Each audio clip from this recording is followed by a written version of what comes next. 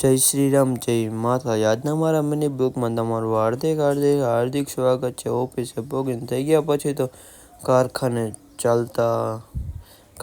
પોગીને જોયું હતા તો આવડું ઊંધું વળી ગયું હતું. સ્ટેન્ડ ઊભું કરીને પછી સરપંચ ખોલતું હતું, છેડા ખોલીને પછી કરી નાખ્યો સરપંચ ફેરિંગને મેન રજ્જુ ખોલી નાખ્યું. મોટરનું પાડીને કાઢતા હતા, પંખો એસી કમ્પ્લીટ કરીને નાખી દીધો. પછી આપણે તો ઊભા ગેસ પોગી ગયા બીજી જગ્યાએ. બે ઓર્ડર ઉતારવાના હતા ત્યાં દાદા પૌભાઈ ખોલાવતા હતા, છેડા ખોલ નાખ્યા, ભાઈ એસી નાખી દીધા પારી ઉપર ને પછી થઈ ગયા બીજા કારખાને પોગી ગયા. ને પછી જોતા હતા પૌભાઈની શું પ્રોબ્લેમ હતા. હું રાજુ ઊભા જોતા હતા નીચેથી.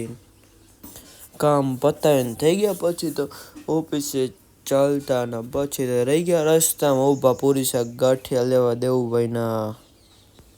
જમીન બેસી ગયા, મોબાઈલ જોવો, ઘડીક મોબાઈલ જોઈને લાગી ગયા. પછી તો પાછા કામમાં.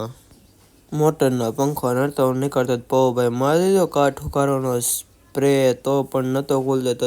પછી તો પૌભાઈ હથોડા મારીને તોડ નાખ્યો. પછી પંખો હતો બપોરે ફૂલ તડકો મંગાવી લીધો, શેરડીનો રસ ને પછી ચેસ કરીને પી નાખ્યો શેરડીનો રસ. પછી તો ખોલ નાખી કન્ડેક્શન કરી નાખ્યું. આપણે ધોવાનું ચાલુ.